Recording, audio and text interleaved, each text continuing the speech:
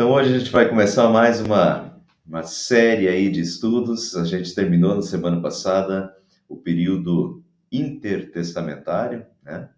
Que vai de Malaquias até a vinda de Jesus. Quem perdeu, tá tudo lá gravado no nosso canal do YouTube, né? E a ideia agora é pegar o período anterior, já que a gente viu um pouquinho durante o período intertestamentário, desse período aí depois do cativeiro babilônico. Então nós vamos pegar o período imediatamente anterior, desde o cativeiro babilônico até o último dos profetas, que é Malaquias. Após 50 anos do cativeiro, os judeus puderam voltar, né? Então Jerusalém, quando eles voltaram do cativeiro babilônico, Jerusalém estava destruída, o templo estava destruído e era hora de reconstruir tudo, né? A vida, porque eles estavam, durante 50 anos, eles ficaram fora, então, né, exilados na Babilônia. Então agora eles voltam, é hora de reconstruir suas casas, reconstruir sua vida, reconstruir o templo que foi destruído e reconstruir a comunhão com Deus também, que tinha sido perdido nos anos anteriores. Essa é a época do profeta Ageu e Zacarias, que foram a voz de Deus nesse período, e também de Esdras e Neemias, que foram pessoas usadas por Deus nesse período, não eram necessariamente profetas, né, considerados profetas, mas foram pessoas que Deus usou nesse período para abençoar o seu povo e para nesse período de restauração e de reconstrução. E também há o período de Daniel e de Esther, por exemplo, né? Daniel foi levado para a Babilônia. É na Babilônia que acontece toda a história de Daniel, né? Se vocês lembram lá que ele era jovem e foi escolhido para fazer parte daquela corte do rei Nabucodonosor. Então a história de Daniel, ela se dá justamente no período do cativeiro babilônico. A história de Esther é um pouquinho posterior, já é no Império Persa, mas é dentro desse período pós, né, cativeiro babilônico. E Esther é uma das descendentes dos judeus que acabou se casando com um imperador da Pérsia. Vamos começar com Ageu e Zacarias, que foram os profetas, os primeiros profetas, logo depois que o povo voltou da Babilônia. E depois, então, na continuação, Esdras, Neemias, e lá no final vamos estudar Malaquias. Malaquias é um pouquinho posterior. Eu vou deixar de fora Daniel e Esther, porque senão vai ficar muito longo, tá? Daniel e Esther vou deixar de fora porque Daniel e Esther, eles não voltaram. Daniel, ele fica na Babilônia. E Esther também, ela casa com o imperador da Pérsia depois. Mas então, Daniel e Esther, eles não voltam do cativeiro. Eu vou ficar aqui com os que voltaram do cativeiro, tá? Para a gente ter uma linha um pouquinho mais lógica e também um pouquinho mais curta, senão vai ficar longo demais, tá? Estudaremos o período entre 538, então, quando foi a volta do povo para Jerusalém, 538 a.C., até 400 a.C., que é o período de Malaquias. Então, são 138 anos aí, mas de bastante história e de muitas coisas. Eu acho, pessoal, por que eu escolhi esse período aí? Porque eu acho que também esse período é um pouquinho menos conhecido. Se a gente pega lá Gênesis, Êxodo, Levítico, Números, está bem conhecido, saída, né, do Egito, bem conhecido, mas esses profetas aí, o que a gente sabe sobre Ageu? O que a gente sabe sobre Zacarias? O que a gente sabe sobre Esdras, sobre Neemias? Esses livros, eles aparecem nas pregações dos domingos? Pouco, aparece pouco, né? Bem pouco, na verdade. Então, em geral, esse período é um período meio que desconhecido, mas é um período muito importante, é um período da reconstrução do templo, por exemplo. O templo foi queimado e é o período da reconstrução do templo, o templo vai ser reconstruído, né? E é esse templo que vai ser depois, vai lá na época de Jesus, era esse templo ainda. Esse templo que Herodes estava reformando lá, depois de 500 anos, Herodes reforma esse templo na época de Jesus, né? E é esse templo que foi destruído depois, no ano 70 depois de Cristo, que eu falei na semana passada sobre o período intertestamentário. Então é um período importante da volta, é um período de restauração religiosa também, de restauração, digamos, de reconstrução, né, espiritual, de restauração espiritual, além de reconstrução do templo, das casas, da vida, etc. Muito bem, então vamos começar. Vamos começar com uma introdução histórica aí do período do cativeiro babilônico. Vamos começar um pouquinho antes. O que levou ao cativeiro babilônico? Né? Isso é importantíssimo. Se a gente não entender o que levou ao cativeiro babilônico, a gente não vai entender depois as lições necessárias e que precisavam ser tiradas desse período. E que são lições que a gente também precisa incorporar e precisa aprender. A Bíblia está aí para a gente aprender com ela, aprender com as lições, para a gente não precisar passar pelo mesmo, né? No mesmo que o povo do Antigo Testamento passou. Então a gente tem que tirar lições. O que levou ao cativeiro babilônico? Eu sei que vocês sabem, mas vamos relembrar o que levou, quais foram as causas do cativeiro babilônico. Jeremias capítulo 16, versículo 11 a 13 diz: os seus antepassados me abandonaram. Aqui está a causa foi o pecado e o abandono de Deus. Diz Deus para o seu povo: os seus antepassados me abandonaram, seguiram outros deuses, lhes deram culto e adoraram. Eles me abandonaram e não obedeceram a minha lei, não obedeceram a minha lei também, deixaram a palavra de Deus de lado, né? Já não obedeciam mais a palavra de Deus. Então, abandonaram a Deus, deixaram a palavra de lado. Cada um. Quando você deixa a palavra, para de obedecer a lei de Deus e para de obedecer a palavra de Deus, você começa a obedecer o quê?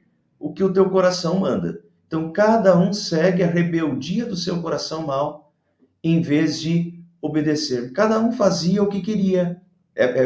Mesma situação lá dos juízes, né, no período anterior, que o período dos juízes dizia assim, cada um fazia o que bem entendia. E aqui de novo, né? Quando as pessoas abandonam Deus, deixam Deus de lado, eles começam a fazer o que bem entendem, seguir o seu próprio coração, só que o coração, nós somos pecadores, então o coração é mau, e, né, só pode dar erro. Então cada um segue a rebeldia do seu coração mau em vez de obedecer. E daí Deus já profetiza: por isso os lançarei fora dessa terra, para uma terra que você desconhece. Não terei misericórdia de vocês. E aí está a chamada de Deus ao arrependimento, mas já o aviso de Deus também. Vocês me abandonaram, vocês não obedecem mais a minha lei, vocês estão com o coração rebelde, não me obedecem mais, então eu vou lançar vocês fora para uma terra que você desconhece. Deus já está falando que eles vão para a Babilônia. Vocês vão para uma terra, vocês vão ser exilados. Só faltou usar essa palavra. Vocês vão ser exilados, e depois vocês vão ver que Deus, na verdade, Deus fala isso. Deus até fala para onde eles vão. Mas Deus já disse que vocês vão para uma terra que vocês desconhecem e eu não terei misericórdia de vocês nesse primeiro momento. Quer dizer, Deus vai punir, Deus vai castigar o seu povo e ele já está avisando isso. Em Miqueias 3, 9 e 11, Miqueias é de um período anterior, mais de 100 anos antes. Veja o que Deus diz: ouçam isso, vocês que são chefes governantes da nação, que detestam a justiça e pervertem tudo que é justo. Olha a situação da nação e olha a situação da liderança da nação, né? Vocês que são governantes, chefes da nação, que detestam a justiça e pervertem tudo que é justo. Não muito diferente do que tem acontecido hoje em dia, né, pessoal? Por isso a gente sempre fica com medo do que pode acontecer também com o nosso país e com o mundo. Constroem Jerusalém com impiedade. Seus líderes julgam sob suborno, não nada muito diferente do que acontece hoje. Seus sacerdotes ensinam visando lucro e dizem: Senhor está no meio de nós, nenhuma desgraça nos acontecerá. Tá tudo bem, só bênção de Deus, está tudo certo, né? Nós somos o povo de Deus, não vai dar nada errado, tá tudo certo, né? Nós somos o povo de Deus. Não é nada disso. O povo estava completamente desviado, os chefes da nação, o sistema judiciário estava completamente né, exercendo de uma forma injusta, os sacerdotes estavam sendo injustos, né, querendo só lucro, enfim, estava tudo em todas essa corrupção geral, né? A corrupção na igreja, a corrupção na justiça, a corrupção no país, é uma corrupção generalizada. Isso que deixa a gente com medo do Brasil também, né? Porque é a mesma coisa que acontece por aqui. O que me chama a atenção de Miqueias 3:12, é que Miqueias viveu por volta do ano 700 anos antes de Cristo e profetizou a destruição de Jerusalém, que só aconteceria em 586 antes de Cristo. Sempre alertando o pessoal que o Antigo Testamento é de trás para frente, né? Do maior para o menor, até o Antigo Testamento está indo para o ano zero, então do ano maior para o menor. É o contrário do Novo Testamento, que é do zero para frente. Nós estamos em 2024, é crescente. O Antigo Testamento né, vai diminuindo. Então, ano 700, Miqueias viveu, e a destruição de Jerusalém só aconteceria em 586 a.C., 124 anos depois. Tá? Miqueias já tinha morrido quando Jerusalém foi destruída. Agora veja, então, isso é inspiração bíblica, é Deus colocando na boca de Miqueias o que ele quer que seja dito. Miqueias não pode nem supor que isso vai acontecer, quer dizer, se fosse para Miqueias dar um chute, ele nem conseguiria dar esse chute desse jeito. E Miqueias diz: por isso, por causa de vocês, Jerusalém será arada como um campo, e se tornará um monte de entulho, e o monte do templo se tornará um matagal. Pessoal, esse texto aqui é um dos textos que eu uso para dar o exemplo de inspiração bíblica. Na época que Miqueias fala isso, Miqueias viveu em 700 a.C., na época que Miqueias fala isso aqui, Jerusalém está tudo bem, Jerusalém é a capital, Jerusalém é a cidade de Deus, onde está o monte, né, o templo de Deus, onde está a Arca da Aliança. Então, quando Miqueias fala essas palavras, não fazia sentido o que ele estava dizendo. O próprio Miqueias, ele estava sendo inspirado por Deus, porque senão ele não conseguia supor isso, que Jerusalém seria um dia destruída, que Jerusalém um dia viraria um matagal.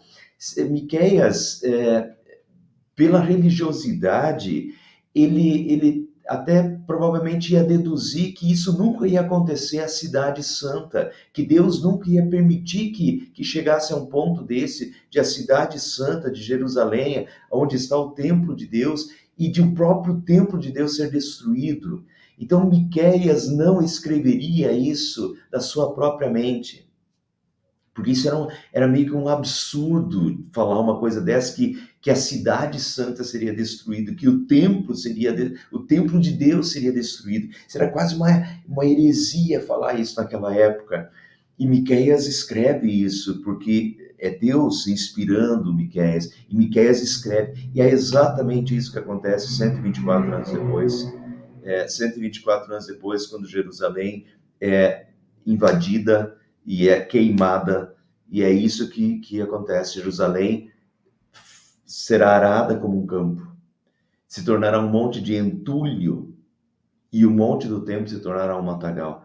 Foi isso que virou Jerusalém depois da invasão da Babilônia, e quando os exércitos da Babilônia entraram e arrasaram e queimaram Jerusalém, foi isso que aconteceu com Jerusalém. E isso tudo está profetizado. Deus já profetiza com 124 anos de antecedência que isso vai acontecer. E como vai acontecer e o que vai acontecer. Isso é inspiração bíblica. Miqueias 4:10 também fala: suporte as dores e faça força, filho de Sião, como a mulher que está dando à luz. Porque agora vocês terão de sair da cidade e morar nos campos. Vocês irão para a Babilônia. Ali, porém, vocês serão libertados. Ali o Senhor os remirá das mãos dos inimigos. Agora vejam, olha a profecia. Isso aqui é coisa divina, não é coisa humana. Miqueias não conseguiria escrever isso, porque ele já está dizendo que com 124 anos de antecedência, Pense, pessoal, 2024, o que vai acontecer daqui 120 anos? Quem vai invadir quem daqui 124 anos? Como estará a configuração, entendeu? Daqui 124 anos. A gente não consegue dar chute com 124 anos. 124 anos é muito tempo. É mais de um século para frente. A gente não consegue dar um chute do que vai acontecer daqui 100 anos. E Miqueias, inspirado por Deus, já diz até, Deus já diz para o seu povo até para onde eles vão, que eles vão para a Babilônia, com 124 anos de antecedência. Mas Deus também, além de Deus dizer, vocês vão para a Babilônia por causa dos pecados de vocês, é um castigo, é uma punição de Deus, é Deus corrigindo o seu filho, né? A sua filha, ou sua noiva Israel, tem várias comparações aí. Mas Deus vai corrigir o seu povo, e Deus diz, vocês vão para a Babilônia, e vocês vão morar nos campos, vocês vão sair da cidade, dessa cidade. E vai ser difícil, a comparação aqui é com uma mulher que está dando à luz. Mas Deus também já profetiza a volta, que só aconteceu 174 anos depois, mais 50 anos depois ainda, quando eles puderam voltar. E Deus diz, vocês serão libertados também, e o Senhor os remirá das mãos dos inimigos. Então Deus já profetiza o castigo, Deus já profetiza o cativeiro babilônico, e Deus já profetiza a volta. Então, é praticamente 200 anos de antecedência e Deus, as profecias de Deus. Jeremias 25, 3 a 12 diz assim, muito interessante, olha como o que Deus fala através de Jeremias. Durante 23 anos tem vindo a minha palavra do Senhor. Eu vou-la tenho anunciado, mas vós não escutastes. Só relembrando, para quem não lembra, Jeremias é chamado de o profeta chorão. Jeremias se lamenta continuamente, não só Lamentações de Jeremias. Lamentações de Jeremias foi por causa da destruição de Jerusalém. Mas Jeremias lamenta e chega a desejar não ter nascido, porque a palavra dele não era aceita. Deus inspirava a palavra, Deus lhe dava palavras que o povo não aceitava e que o povo não queria ouvir e que o povo o ridicularizava como profeta. A ponto de ele se desgostar da própria vida e não querer nem ter nascido. Agora, então, vejam. Durante 23 anos tem vindo a minha palavra do Senhor e eu vou-la tenho anunciado, mas vós não escutastes. Também vos enviou o Senhor todos os seus servos, os profetas, mas vós não os escutastes. Nem inclinastes os ouvidos para ouvir, quando diziam, convertei-vos agora, cada um do seu mau caminho e da maldade das suas ações. Esse é o problema. É isso que leva o povo ao castigo. É isso que leva o povo ao cativeiro babilônico. É isso que leva o povo a Deus tirar as suas bênçãos. Deus tirar as suas bênçãos e Deus ainda exercer castigo sobre o seu povo, como o único método e modo de chamar o seu povo ao arrependimento de uma forma drástica, que era o cativeiro e esse castigo dessa forma. Mas então vejam, durante 23 anos Jeremias profetiza a palavra de Deus, convertei-vos dos seus maus caminhos, o povo não se arrepende. Para lembrar que pouco tempo antes, Isaías, segundo a tradição, o profeta Isaías, foi cerrado ao meio dentro de um tronco. Então nós temos um profeta que tem mais de 60 capítulos, o profeta que profetiza a vinda de Jesus, que a virgem conceberá e dará à luz um filho, Isaías. Um profeta de Deus que profetiza e que é cerrado ao meio. Nós temos um profeta Jeremias que durante 23 anos está proclamando a palavra de Deus e chamando o povo ao arrependimento para que considerem os seus pecados e convertam-se dos seus maus caminhos, e o povo não ouve e desgosta a vida do profeta a tal ponto que ele chega ao ponto de não querer ter nascido. Compreendem? Então, esse é o estado do povo de Israel. Do povo de Israel, que era o povo de Deus. Isso sempre é um alerta que tem que soar para nós. Nós somos o povo de Deus hoje também. A igreja de Deus, o povo de Deus. Mas nós estamos andando nos caminhos do Senhor, nós estamos sendo fiéis à aliança para com Deus, nós estamos apegados à palavra de Deus, nós estamos obedecendo a palavra de Deus, nós estamos em comunhão de fato com Deus, ou este povo honra-me com os lábios, mas o seu coração está longe de mim.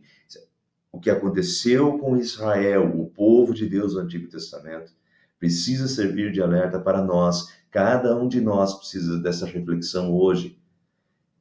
Se eu realmente estou uma vida de fidelidade e de obediência a Deus e de comunhão com Deus, ou se é da boca para fora, né? E eu estou fazendo o que o meu coração manda, como Deus corrigiu o povo daquela época. Então, é essa situação que leva a Deus castigar o seu povo com o cativeiro. Jeremias 25, 3-12 continua. Todavia, Jeremias diz que durante 23 anos a palavra de Deus veio a ele, mas eles não escutaram, né? Durante 23 anos ele clamava: convertei-vos cada um do seu mau caminho e das maldades das suas ações. Todavia não me destes ouvidos, diz o Senhor, mas me provocastes a ira com as obras das vossas mãos, para o vosso próprio mal. Fazia o contrário do que Deus queria. Portanto, assim diz o Senhor dos Exércitos, visto que não escutastes as minhas palavras, eis que mandarei buscar todas as tribos do norte. Agora Deus, de novo, já profetiza quem vai servir na mão dele para castigo. Olha que Deus falando. Não é uma casualidade histórica o que aconteceu. É Deus fazendo isso. Eu mandarei buscar todas as tribos do norte, diz o Senhor, como também a Nabucodonosor. Ele já profetiza o nome do imperador que vai invadir. Vou mandar buscar Nabucodonosor, rei da Babilônia, meu servo. Nabucodonosor não cria em Deus, não cria no Deus verdadeiro, mas ele é servo a serviço de Deus, para a obra de Deus e para o castigo que Deus quer impor sobre o seu povo. Eu vou mandar Nabucodonosor, rei da Babilônia, meu servo, e os trarei contra essa terra, contra os seus moradores e contra essas nações em redor, e os destruirei totalmente. Então Deus já fala que Deus vai destruir a sua terra totalmente. E foi o que aconteceu. Então, eu estou mostrando para vocês as profecias e como Deus vai chamando ao arrependimento. Durante 23 anos, Deus chama o povo ao arrependimento através de Jeremias. Convertei-vos dos seus maus caminhos. As coisas não acontecem de uma hora para outra. Deus sempre dá oportunidade. Deus sempre dá chance. Deus é paciente. Deus é misericordioso. Mas chega uma altura que, como qualquer pai, como qualquer mãe, por amor aos seus filhos, tem que ter uma correção do mau caminho, né? Enquanto há tempo.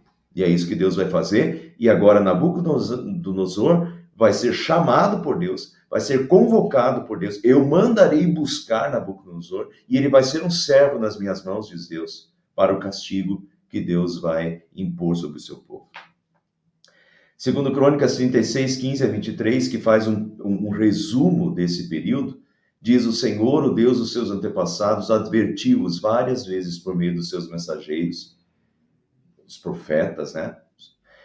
Pois ele tinha compaixão de seu povo e do lugar da sua habitação. Do lugar da sua habitação, tem tudo a ver com o templo. O lugar da sua habitação é o templo. Deus tinha compaixão do seu povo e do lugar da sua habitação, porque o templo também vai ser destruído. Mas eles zombaram dos mensageiros de Deus, desprezaram as palavras dele e expuseram ao ridículo seus profetas. Lembram lá? Jeremias, que se desgosta da vida, Isaías, que é cerrado ao meio. Eles expuseram ao ridículo seus profetas, até que a ira do Senhor se levantou contra o seu povo e já não houve remédio. E daí vem o castigo, né? E aí vem o cativeiro babilônico. Segundo Reis 25, 8, 13, narra esse período, o que aconteceu. No 7º dia do 5º mês, do 19º ano do reinado de Nabucodonosor, né? Rei da Babilônia, Nebuzaradã, chefe da guarda e servidor do rei da Babilônia, veio a Jerusalém. Aqui, então, a gente pode ver a contextualização histórica no 7º dia do 5º mês do 19º ano do reinado de Nabucodonosor. Então, historicamente, a gente sabe quando foi isso, né? Foi no dia 18 de julho de 586 a.C. Ele veio, o Nebuzaradã, chefe da guarda e servidor do rei da Babilônia, veio a Jerusalém. Ele queimou a casa do Senhor, quer dizer, ele queimou o templo, o palácio real, bem como todas as casas de Jerusalém e as construções importantes, e derrubou as muralhas. Ou seja, eles acabaram com Jerusalém. Eles já tinham sitiado Jerusalém, né?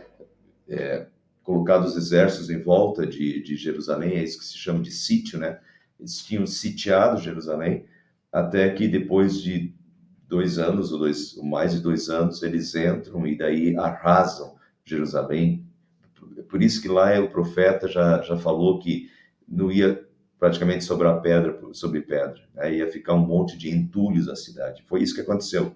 Botaram fogo no templo, queimaram o templo, fogo nos palácios, fogo nas casas, fogo nas construções mais importantes e derrubaram as muralhas, né? Não sobrou pedra sobre pedra. O texto continua dizendo que ele levou os cativos, o Nebuzaradã, o chefe do exército, levou os cativos, o resto do povo que havia ficado na cidade, os desertores que se entregaram ao rei da Babilônia e o restante da população. Levou eles cativos para a Babilônia. Porém, o chefe da guarda deixou alguns dos mais pobres da terra para ser vinhateiros e lavradores. Então, ficou um pouquinho da população em Jerusalém e nas cidades nos arredores? Sim, ficou, né? Ficou. Parece, eu não sei, o Ian Hagen não está assistindo hoje, né, Silvio? O Ian Hagen, lá de Arapoti, ele falou que ele conhece uma família lá de judeus, eu acho que é de Jerusalém ou dali, que parece que eles ficaram, né? Ficaram na terra nesse período. Provavelmente, se ficaram na terra, provavelmente estavam nessa situação aqui, de na época ser das famílias mais pobres, de vinhateiros e lavradores da terra. Então, alguns ficaram, mas a maioria da população, e principalmente a elite intelectual, como Daniel, por exemplo, né? A elite intelectual, de trabalhos, de artesãos, todos eles foram levados em 3 levas de exílio. Desde 605 a.C., foram 3 levas que eles foram sendo levados para o cativeiro babilônico. Até que aqui, depois de Jerusalém ser arrasado, foi a última leva, né? E daí eles deixaram algumas poucas famílias ali na terra, mas foram poucas. Cortaram em pedaços as colunas de bronze que estavam na casa do Senhor, bem como os suportes e o mar de bronze que estavam na casa do Senhor, e levaram o bronze para a Babilônia. É por isso, pessoal, que depois disso, depois dessa destruição do templo aqui, a gente não sabe, a gente não ouve mais falar da Arca da Aliança. Até hoje, a Arca da Aliança é um objeto procurado, quase mitológico, né? Tem até filme do Indiana Jones procurando a Arca da Aliança. Mas depois desse período, depois dessa invasão aqui do Nabucodonosor, né, a Jerusalém, em que vejam que eles cortaram em pedaços as colunas de bronze que estavam na casa do Senhor, os suportes, o mar de bronze que estava na casa do Senhor, levaram o bronze. Se eles levaram o bronze, tem outros textos que falam também do ouro, eles levaram tudo da casa de Deus para a Babilônia. Então, a melhor hipótese é que a Arca da Aliança tenha sido derretida, né? A Arca de Aliança era de ouro puro batido, diz a Bíblia. Então, a Arca da Aliança provavelmente foi derretida, assim como todos esses outros objetos de ouro, de prata e de bronze que foram levados nessa época. Acaso eles botaram fogo no templo. Então, tudo que tinha de precioso no templo foi levado para a Babilônia. E depois dessa invasão aqui, dessa destruição do templo, a gente não ouve mais falar da Arca da Aliança. Então, provavelmente ela foi, a melhor hipótese é que ela foi derretida, né? Por ser de ouro, foi derretido nesse período aqui. Continuando, segundo Crônicas 36 também faz um resumo desse período, né? Segundo Crônicas 36 é o final de Crônicas, então ele está fazendo um resumo, né, desse período aqui. O Senhor enviou contra eles o rei dos babilônios. Vejam que o Senhor enviou contra eles. Não é que simplesmente que Nabucodonosor decidiu vir. Aqui está colocando realmente como Deus, como aquele que está causando isso. O Senhor enviou contra eles o rei dos babilônios. E daí, pessoal, só para confirmar isso, se vocês pegarem a história, vejam, o reino do norte e o reino do sul é só um reino, né? O reino de Israel. Mas o reino do norte já tinha sido invadido pelo grande império assírio. Mas Jerusalém tinha resistido e Jerusalém não foi invadido, porque Deus não permitiu que Jerusalém fosse invadido na época, quando o reino do norte, a parte da Samaria para cima, foi levado pelos assírios, né? Os assírios já tinham exilado o reino do norte, mas Jerusalém tinha resistido, e tinha resistido claramente porque foi um período que um rei fiel a Deus fez uma restauração espiritual, e então Jerusalém, em 722, quando o reino do norte caiu sob o império assírio, Jerusalém não caiu, compreende? Então, por quê? Porque Deus estava com o seu povo, e ali aconteceu um verdadeiro milagre, que Deus salvou Jerusalém naquela época. Deus poderia ter feito a mesma coisa de novo? Poderia. Por que Deus não faz? Pelo contrário de Deus não fazer, Deus ainda aqui, Deus é o que está mandando os assírios, o Nabucodonosor agora invadir. Porque Deus, agora é a hora do castigo de Deus. Então o Senhor enviou contra eles o rei dos babilônios, que no santuário matou os seus jovens à espada, não poupou nem rapazes, nem moças, nem adultos, nem velhos. Deus entregou todos eles nas mãos de Nabucodonosor. Este levou para a Babilônia todos os utensílios do templo de Deus. Olha, veja aqui.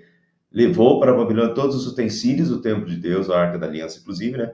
Tanto os pequenos como os grandes, todo com os tesouros do templo do Senhor e do rei e dos seus oficiais. Os babilônios incendiaram o templo de Deus e derrubaram o muro de Jerusalém, queimaram todos os palácios e destruíram todos os utensílios de valor que havia neles. Antes a gente tinha olhado a profecia, né? E segundo Reis, na época, e segundo Crônicas, agora está fazendo um resumo e confirmando isso, né? Nabucodonosor levou para o exílio da Babilônia os remanescentes que escaparam da espada para serem seus escravos e dos seus descendentes, até a época do domínio persa. Quem estava entre os exilados? Entre os exilados estava Jeremias, por exemplo. O profeta Jeremias foi levado Jeremias acabou indo para o Egito e não para... Jeremias foi sequestrado por israelitas e foi levado para o Egito. Ezequiel já não, Ezequiel foi levado para a Babilônia.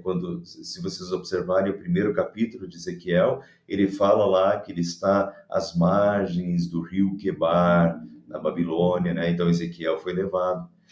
E até escreve na Babilônia, né? Daniel foi levado. Naum é desse período, a gente não sabe, porque ele faz a profecia dele, e depois a gente não sabe o que aconteceu com Naum. Mas Naum é desse período, Abacuque também é desse período, Sofonias também é desse período. Então, é bem possível que esse pessoal, tanto Naum, Abacuque e Sofonias, também tenham sido levados para a Babilônia, né? ou até para outros, deportados para outros lugares também, assim como Jeremias. Mas então vejam que nesse período turbulento, todos esses escritores bíblicos participam desse período turbulento da história, né? Vivem isso. E agora a situação, então, após a destruição de Jerusalém, como é que ficou? Jeremias 26:18 diz, assim diz o Senhor dos Exércitos, Sião será lavrada como um campo, né? Imaginem, Jerusalém se tornará em montão de ruínas e o monte do templo numa colina coberta de mato. É isso que ficou, pessoal, né? De Jerusalém. Sião, o monte Sião, onde estava o templo, será lavrada como um campo. Jerusalém se tornará um monte de ruínas. Então foi queimada Jerusalém. Vocês viram lá, né? Foi queimada os palácios, as casas, o templo, tudo queimado, os muros destruídos. Então, um monte de ruínas, o monte do templo numa colina coberta de mato. O templo virou mato, né? A colina do templo virou mato. Então, essa é a situação de Jerusalém. Só para vocês.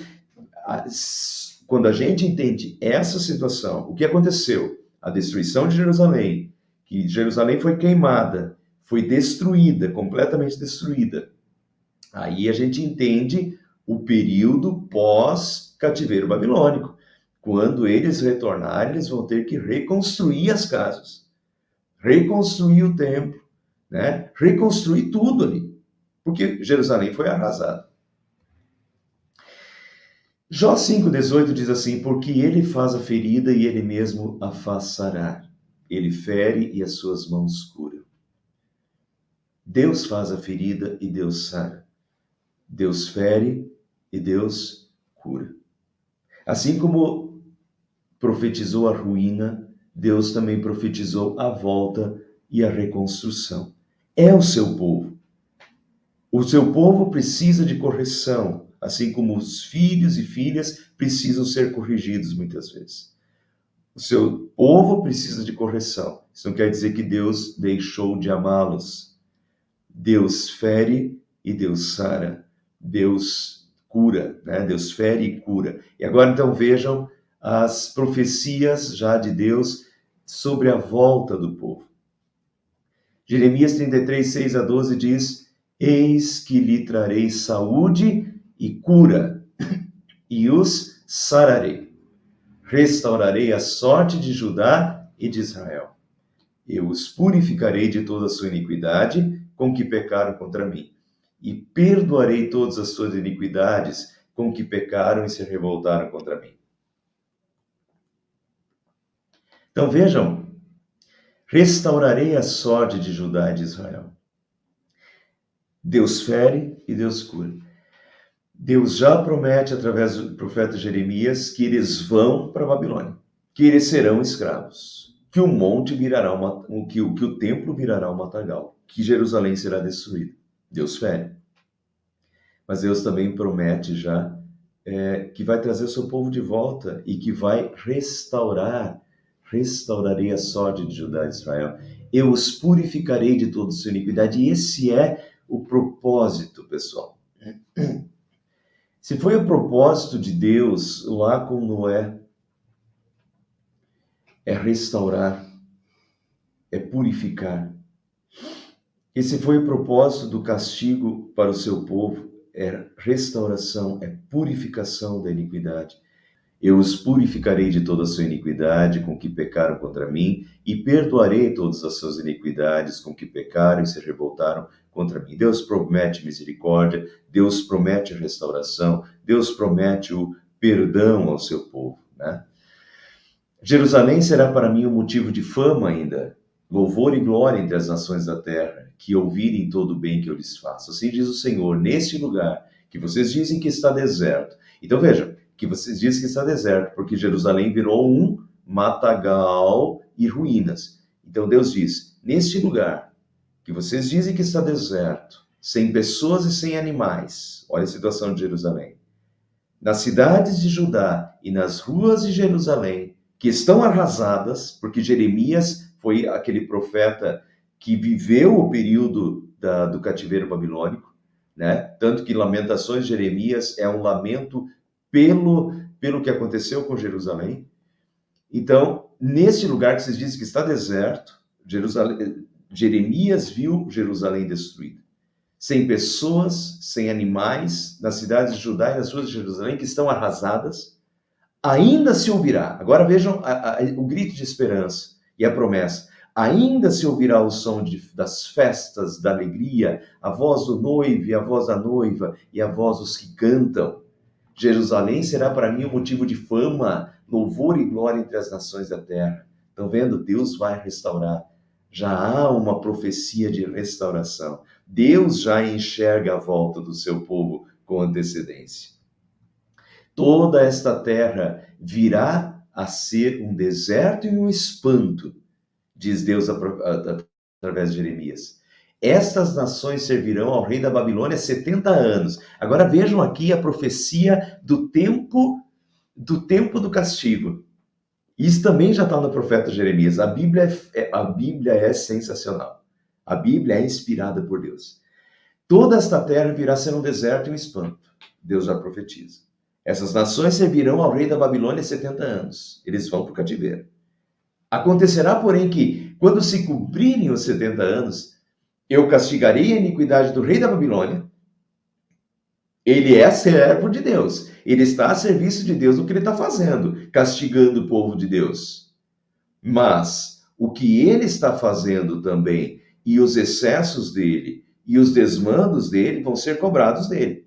Então eu castigarei a iniquidade do rei da Babilônia e desta nação, diz o Senhor, como também a terra dos caldeus, que é o Império Babilônico. Farei deles ruínas perpétuas. E aqui é interessante, pessoal, porque hoje eu estava pesquisando sobre a Babilônia e a cidade da Babilônia, porque tinha o reino da Babilônia, mas tinha a cidade da Babilônia, que era a capital também. E a cidade da Babilônia, que hoje fica no Iraque, ainda existe, mas é uma cidade completamente sem importância, mesmo dentro do Iraque, que já é um paizinho sem importância, né? Mas, mesmo dentro do Iraque, a cidade da Babilônia existe, mas não tem importância, entende? Virou a grande Babilônia, que era uma das 7, os jardins da Babilônia, uma das 7 maravilhas do mundo antigo, né? Aquela cidade esplendorosa que pessoas do mundo inteiro queriam conhecer na época, a Babilônia, a cidade da Babilônia.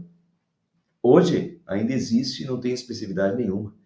Ruínas perpétuas, enquanto Jerusalém será para mim um motivo de fama, glória, louvor e glória de todas as nações da terra.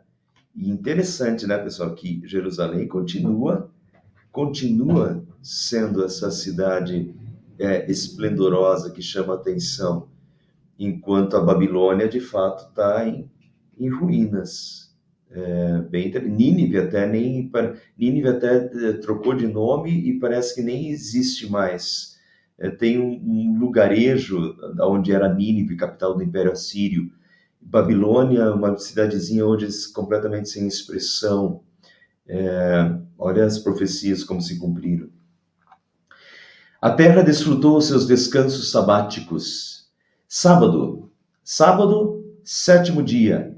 Os descansos sabáticos eram que Deus tinha ordenado, por exemplo, a cada 7 anos, né? Então, 7 anos, e daí os 7, né? 7 anos vezes 7, o 7 é esse número divino aí.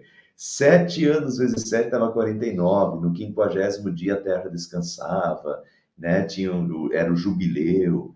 Então, os descansos sabáticos. E aqui Deus deu um descanso sabático para a sua terra. Foi um período de descanso e de revigoramento de espiritualidade também. A terra desfrutou seus descansos sabáticos, descansou durante todo o tempo da sua desolação, ficou 70 anos, né? Até que, olha agora, de novo a profecia, até que os 70 anos se completaram, em cumprimento da palavra do Senhor anunciada por Jeremias. Então, Crônicas, que já é um livro escrito posteriormente, ele mostra como a profecia de Jeremias de 70 anos se concretizou de fato. Então, só para a gente pensar rapidinho, pessoal, 70 anos ou 50 anos, porque alguns podem ficar em dúvida aqui. Jerusalém foi destruída em 786 a.C. e em 538 foi a volta do povo para Jerusalém. Então, 586 para 538 não fecham 70 anos, né? Dá 48. Então, mas então Jeremias errou, a profecia de Jeremias estava errada? Não, daí a gente tem que aumentar um pouquinho mais o nosso conhecimento histórico. Na verdade, os babilônicos conquistaram Nínive. Nínive era a capital do império anterior, do império assírio, né? Então, os babilônicos conquistaram Nínive em 612 a.C. e o Egito em 605 a.C. Então, entre esse período aqui, 612 e 605, já começaram as primeiras deportações. Tanto que os historiadores falam que o período em que Daniel participou da primeira deportação. Então, nesse período, quando os babilônicos conquistam Nínive, já conquistaram a capital do Império Assírio. Então, eles praticamente já têm o domínio de toda a região e já têm o domínio dessa região onde Jerusalém estava também. Então, provavelmente, a primeira deportação aconteceu nesse período aqui, entre 612 e 605. Muitos historiadores acham que foi por volta de 607, 608. Então, se a gente pega a primeira deportação, né, quando o Jerusalém já está sob o domínio do Império Babilônico, 608 para 538, quando eles voltaram, dá exatamente os 70 anos lá do profeta Jeremias. Então, na verdade, tá certinho, e é que muitas vezes as pessoas pegam a destruição de Jerusalém como a data para fazer a conta. E, na verdade, não é, porque não foi ali que começou o domínio, né, do Império Babilônico. O domínio do Império Babilônico já começou antes, entre 612 e 605, e os 70 anos já estavam começando a contar desde lá. Isaías escreveu por volta do ano 690 a.C. Através dele, Deus profetizou a volta e a reconstrução de Jerusalém, numa época em que Jerusalém sequer estava destruída ainda. Isso é outra coisa fabulosa. Digo a respeito de Jerusalém, diz Deus, ela será habitada, e a respeito das cidades de Judá, elas serão edificadas, e quanto às suas ruínas, eu as levantarei. Mas na época de Isaías, nem tinha ruína, porque Jerusalém estava inteira. Então, do que Deus estava falando através do profeta Isaías? É o mesmo Isaías que vai dizer que a virgem ficará grávida e conceberá. Né? É o mesmo Isaías que em Isaías 53 vai falar que o cordeiro foi levado como um cordeiro mudo perante os seus tosqueadores, mas não abriu a sua boca. Esse é o profeta Isaías. Né? Então, Deus está profetizando já que Jerusalém será destruída, mas que Jerusalém voltará a ser habitada, será edificada novamente, e Deus a levantará. E isso só aconteceu em 535, Isaías viveu por volta de 700. Né? Então vejam quantos anos de antecedência Deus já profetiza. Deus prevê inclusive o rei que promoverá a volta e o chama de pastor que cumprirá a vontade divina. Deus diz, eu digo a respeito de Ciro, ele é o meu pastor, e cumprirá tudo que me agrada. Digo também a de Jerusalém, será edificada, e do templo seus alicerces serão lançados. Do templo, que na época de Isaías estava inteiro, não estava destruído, estava inteiro. Mas Deus diz que os seus alicerces serão lançados e que a cidade de Jerusalém será edificada. Deus já profetiza a ruína, a destruição e a reedificação da cidade e do templo, né? Com praticamente 200, 170 anos de antecedência aí, né? E Esdras 1 a 4, então, narra a volta, né, do povo. No primeiro ano do reinado de Ciro, rei da Pérsia, cumpriu-se o que o Senhor Deus tinha dito pelo profeta Jeremias. O Senhor tocou no coração de Ciro, e este ordenou que fosse cumprido em todo o seu reino, por escrito e também por meio de leitura em público, este decreto. Então, Ciro ordena um decreto. Só deixa eu voltar aqui, porque isso aqui é importante. Diz aqui, ó, Eu digo a respeito de Ciro, diz Deus, ele é o meu pastor. Deus falou isso através do profeta Isaías. Eu digo a respeito de Ciro que ele é meu pastor. E Ciro, assim como Nabucodonosor, que Deus disse antes que Nabucodonosor é servo dele, Nabucodonosor não acreditava no Deus verdadeiro, ou não servia o Deus verdadeiro, não tinha a fé verdadeira. Mas Nabucodonosor serviu como servo. E Ciro também, que é o imperador do Império Persa, do próximo império, olha como é que Deus chama. Ele é meu pastor e cumprirá tudo que me agrada. Ciro vai servir aos propósitos de Deus, porque Deus vai ordenar que ele faça isso. E daí, vejam, quando Ciro, justamente Ciro, que já tinha sido profetizado por Deus 170 anos antes, quando Ciro invade a Babilônia e toma o Império Babilônico, no primeiro ano do reinado de Ciro, rei da Pérsia, cumpriu-se o que o Senhor Deus tinha dito pelo profeta Jeremias. O Senhor tocou no coração de Ciro, e este ordenou que fosse comunicado em todo o seu reino, por escrito também por meio de um decreto. Vejam a diferença. Quem é Ciro? Ciro vai ser o pastor que cumprirá o que me agrada, diz Deus. E no primeiro ano de Ciro, ele já faz um decreto, ordenando a volta, dizendo que os judeus podem voltar. Vejam como é diferente. Os assírios, império, anterior, os assírios vieram, pegaram o reino do norte e exilaram o reino do norte, deportaram o reino do norte. Os babilônios que vieram depois, vieram e deportaram o reino do sul. Agora vem Ciro e no primeiro ano diz que eles podem voltar. Vejam, por que isso? Qual é a diferença dos outros para esse? Ciro vai ser o meu pastor que vai cumprir o que eu mando.